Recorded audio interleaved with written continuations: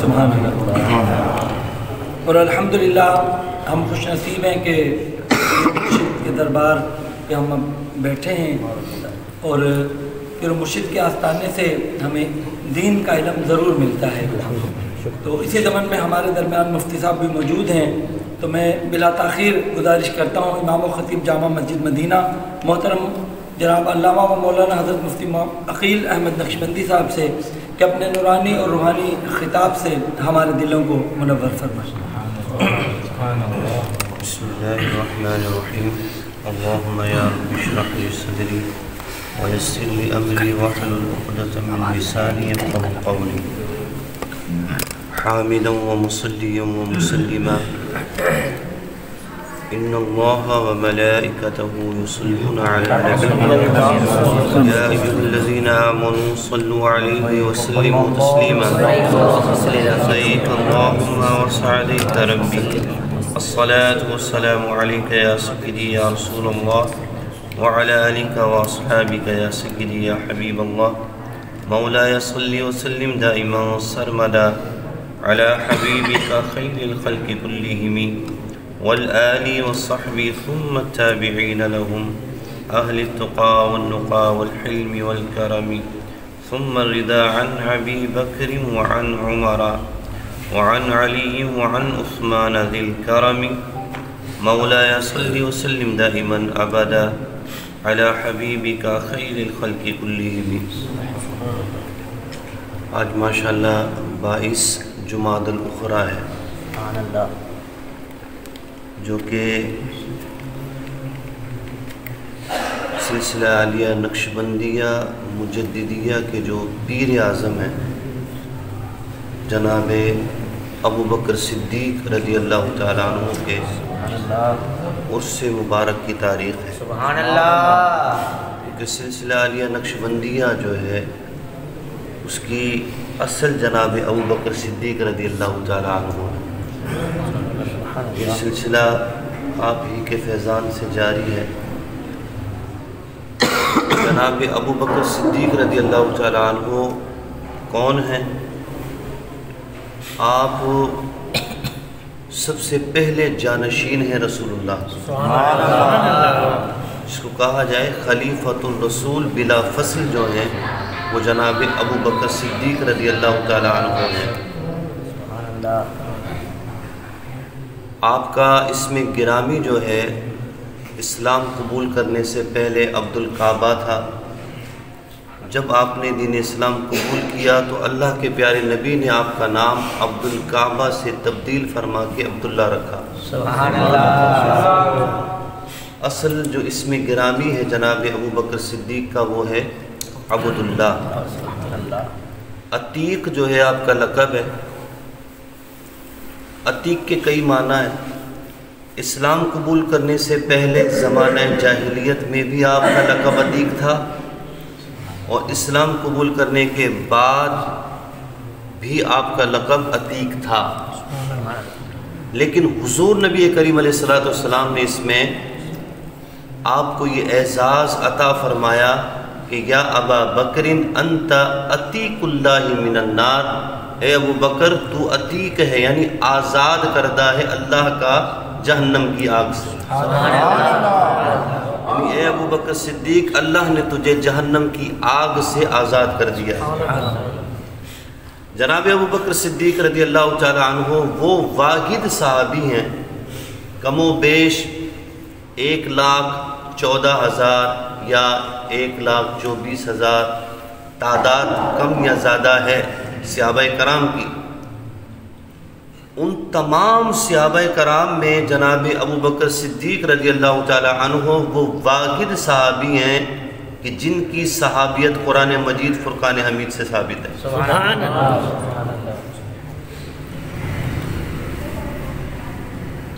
ثانی اثنین اذ ہما فی الغار، دو میں کا ایک کہتا ہے کب؟ جبکہ وہ غار میں تھے۔ سبحان اللہ۔ لا تحزن ان اللہ معنا، گھبرائیے نہیں، اللہ ہمارے ساتھ ہے۔ سبحان اللہ۔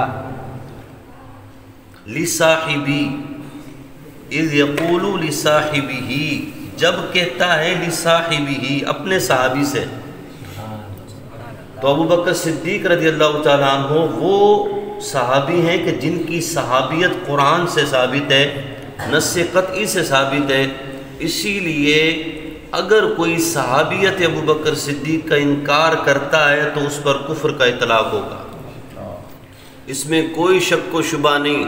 دیکھیں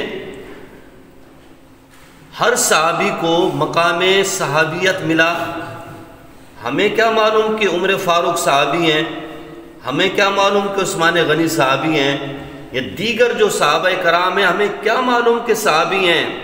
سند در سند ہمیں یہ علم ملتا چلا گیا، مجھے فلاں نے بتایا، فلاں کو کسی نے بتایا، کسی کو کسی نے بتایا، سند جا کر کے ملتی ہے کہ یہ شخص جو ہیں یہ صحابی رسول ہیں۔ لیکن ابو بکر صدیق رضی اللہ تعالیٰ عنہ وہ عظیم ہستی ہیں کہ جن کی صحابیت کا بیان خود رب العزت نے فرمایا، یعنی ہر صحابی کی صحابیت کو بیان کرنے والی خلق ہے، لیکن ابو بکر صدیق کی صحابیت کو بیان کرنے والی ذات جو ہے نا وہ خالق کی ہے۔ اور دوسرا اعزاز جو ابو بکر صدیق رضی اللہ تعالیٰ عنہ کے حصے میں ہے، وہ اعزاز کسی کو حاصل نہیں، وہ کیا ہے کہ آپ کی 4 نسلیں صحابی ہیں۔ سبحان اللہ۔ جناب ابو بکر صدیق کے والد اور آپ کی والدہ صحابی، جناب ابو بکر صدیق خود صحابی، جناب ابو بکر صدیق کے بیٹے بیٹیاں صحابی، اور جناب ابو بکر صدیق کے جو پوتے نواسے صحابی۔ سبحان اللہ۔ یہ 4 نسلیں حضرت ابو بکر صدیق کی صحابی ہیں، مقام صحابیت پر فائز ہے۔ یہ اعزاز جناب ابو بکر صدیق کو حاصل، سبحان اللہ۔ یہ اعزاز اور کسی کو حاصل نہیں۔ اللہ اکبر۔ ایک وقت وہ بھی تھا کہ سیدنا علی المرتضیٰ رضی اللہ تعالیٰ عنہ اور جناب ابو بکر صدیق رضی اللہ تعالیٰ عنہ اپنے گھر سے نکلے ہیں حضور نبی کریم علیہ السلام سے ملاقات کے لیے۔ اب حضور نبی کریم علیہ السلام کے در انور پر کھڑے ہیں، دروازے پر، دونوں آپس میں آ کر کے ملاقات کرتے ہیں۔ جب دونوں نے ایک دوسرے کو دیکھا تو سیدنا علی المرتضیٰ فرماتے ہیں، اے ابو بکر آپ پہلے جائیے، دروازے کے اندر آپ پہلے جائیے۔ ابو بکر صدیق فرماتے ہیں نہیں میں آپ سے پہلے کیسے جا سکتا ہوں، آپ تو وہ ہیں کہ جن کے بارے میں اللہ کے نبی نے فرمایا لا فتح الا علی لا سیف الا ذوالفقار، میں آپ سے کیسے سبقت لے جا سکتا ہوں۔ جناب علی المرتضیٰ فرماتے ہیں نہیں آپ پہلے جائیں، میں اس سے آگے کیسے جا سکتا ہوں کہ جس کو اللہ کے پیارے نبی نے اپنی زندگی میں ہمارا امام بنا دیا۔ آپس میں یہ پہلے آپ اور پہلے آپ کی جو آپس میں مباحثہ ان کا چل رہا تھا، اتنے میں اللہ کے پیارے محبوب تشریف لائے، مسکراتے ہوئے، مسکرا رہے ہیں، تشریف لائے، دائیں اور بائیں دونوں جو ساتھی تھے، ان دونوں ساتھیوں کو حضور نے پکڑا اور پکڑ کے دونوں کو اپنے سینے سے لگایا، گلے ملتے ہیں نا، دونوں کو سینے سے لگایا۔ یہی نہیں، پھر ابو بکر صدیق کے رخسار پر بوسہ دیا، پھر علی المرتضیٰ کے رخسار پر بوسہ دیا۔ او میرے یارو، کس بارے میں بحث کرتے ہو، کیا مباحثہ چل رہا ہے، دیکھو تو صحیح، میرے رب نے تمہاری دل جوئی کے لیے مجھے بھیجا ہے تمہارے پاس کے پیارے، جا تیرے دونوں پیارے جو ہے باہر بھیج کر۔ اللہ اس روئے زمین پر سب سے زیادہ فضیلت و مقام جو تم دونوں کو حاصل ہے اور کسی کو حاصل ہے۔ اور ابو بکر صدیق رضی اللہ تعالیٰ عنہ کی ذات وہ ذات ہے کہ زمانہ جاہلیت میں اسلام تو قبول کیا، لیکن زمانہ جاہلیت میں ابو بکر صدیق نے بتوں کو توڑا ضرور ہوگا لیکن بت کے آگے کبھی سجدہ نہیں کیا، زمانہ جاہلیت میں۔ تبھی اللہ کے پیارے محبوب علیہ السلام نے ارشاد فرمایا نا کہ ابو بکر صدیق کے بارے میں اپنی زبانوں کو بند رکھا کرو. یہ ابو بکر صدیق ہے. میں نے جس کے سامنے توحید کا پیغام رکھا، جس کے سامنے میں نے اپنی رسالت کا پیغام رکھا، اپنی رسالت کا بیان رکھا، جس کے سامنے میں نے اللہ کے پیغام کو رکھا، سب نے مجھ سے دلیل مانگی کہ آپ اللہ کے رسول ہیں، اللہ ایک ہے، قرآن اللہ کا کلام ہے. توحید و رسالت پر ہر بندے نے مجھ سے دلیل مانگی ہے، سوائے ابو بکر صدیق کے. یہ وہ واحد شخص ہے کہ میں نے یہ کہا کہ میں اللہ کا رسول، اللہ ایک ہے، اسی کی عبادت کرنی چاہیے. ابو بکر نے نہ چون کی نہ چلا کی، فوراً میرے ہاتھ پر اسلام قبول کیا، بغیر دلیل کے میری رسالت کو مانا ہے. جناب ابو بکر صدیق. اس لیے سیدنا علی المرتضیٰ نے اپنے ساتھیوں کے ساتھ بیٹھے تھے اور سوال کیا، من اشجع الناس، بتاؤ تو صحیح سب سے زیادہ بہادر کون ہے؟ حضرت علی پوچھ رہے. مشہور تو یہ تھا لا فتح الا علی جیسا بہادر کوئی ہے ہی نہیں.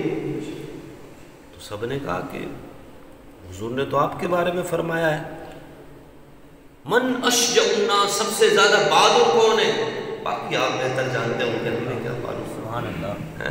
اللہ کے نبی نے آپ کے لیے فرمایا کہ علی جیسا بہادر کوئی نہیں، تو بہادر کو پہچانے، ہمیں کیا معلوم. سیدنا علی المرتضیٰ رضی اللہ تعالیٰ عنہ فرماتے ہیں رفقا میں، تو ایک روایت میں آتا ہے، بعض نے کہا کہ آپ ہیں، کیونکہ آپ کے بارے میں روایت موجود ہے. حضور نے فرمایا آپ سے بڑا کوئی بہادر نہیں ہے. حضرت علی نے فرمایا نہیں. سبحان اللہ. سب سے زیادہ بہادر انسانوں میں ابو بکر صدیق. سبحان اللہ. کیوں؟ ایک وہ وقت تھا کہ جب اللہ کے نبی نے پیغام توحید کو پہنچایا تو لوگ آپ کے دشمن بنے.